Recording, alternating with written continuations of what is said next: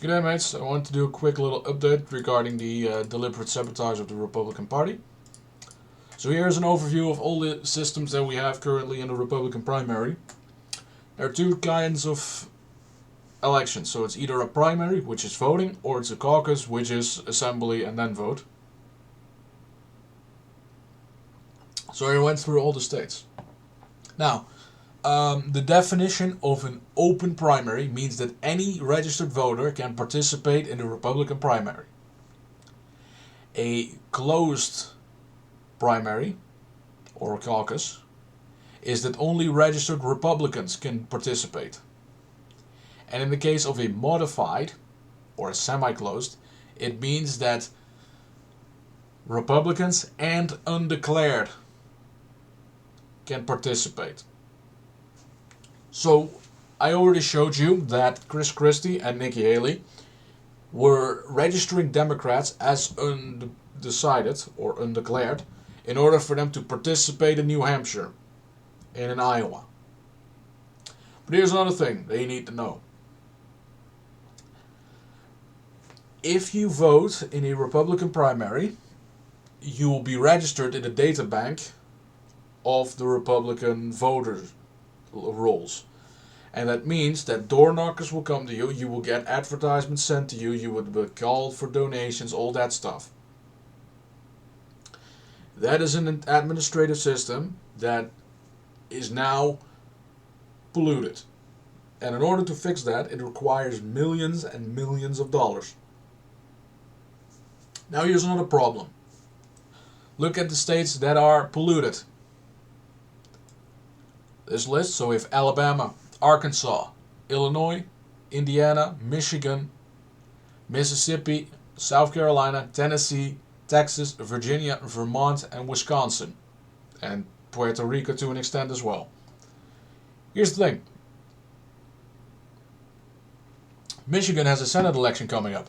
It also has 3 really competitive congressional districts. And now the voter rolls in Michigan are polluted. Texas has a very important Senate race coming up. One that Ted Cruz has a reasonable chance of losing. That's now polluted. Wisconsin is always competitive.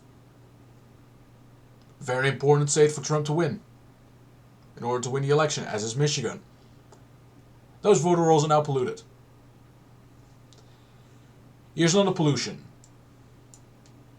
In the modified states, Colorado, Georgia, Massachusetts, Maine, North Carolina, New Hampshire, New Jersey, Ohio, Rhode Island, and West Virginia. Georgia is a reasonably close election. It also, in 2 years, has a governor's race that is important. And it has a Senate race that's also important. Then we have North Carolina, where this year is a very competitive governor's race, as are in 2026 a Senate race, and in 2028 another Senate race, and there's a very competitive House district there. Maine's 2nd district is really competitive, and the state at large for the presidential level is also quite competitive. At the minute it's polled as Biden +2, for an example, in aggregate. Ohio has a competitive Senate race. For the presidential level, it's not so much competitive as long as you nominate Trump. New Jersey has a competitive House seat. Ohio has several more competitive House seats. So there's a problem. American Samoa, not so much. As a caucus.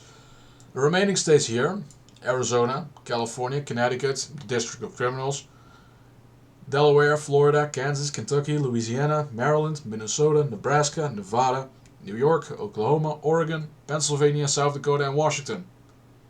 Just because you're a closed primary doesn't mean that during the registration you have registered Democrats flipping their registration just to screw at the Republicans.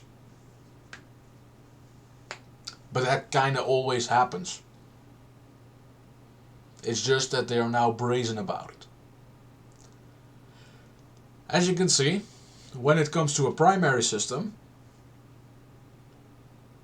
things are a little mixed. When it comes to a caucus system, it's always closed.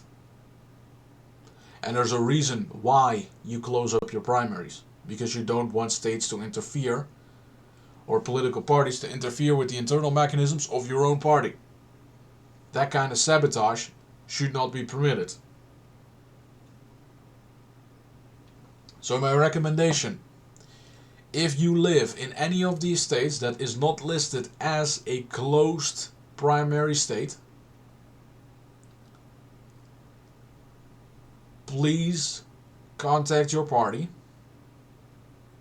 the Republican Party or Democrat Party if you're a Democrat, and say that you demand a closed primary.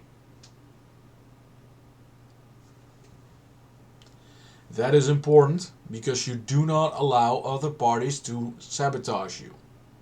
If you don't want Democrats in your party voting for Republicans, sorry, I need to rephrase that. If you don't want Democrats in the Republican primary voting for Nikki Haley, you shouldn't also want Republicans voting in the Democrat primary to vote for Dean Phillips, to sabotage Biden and his strength. It's called having standards. I know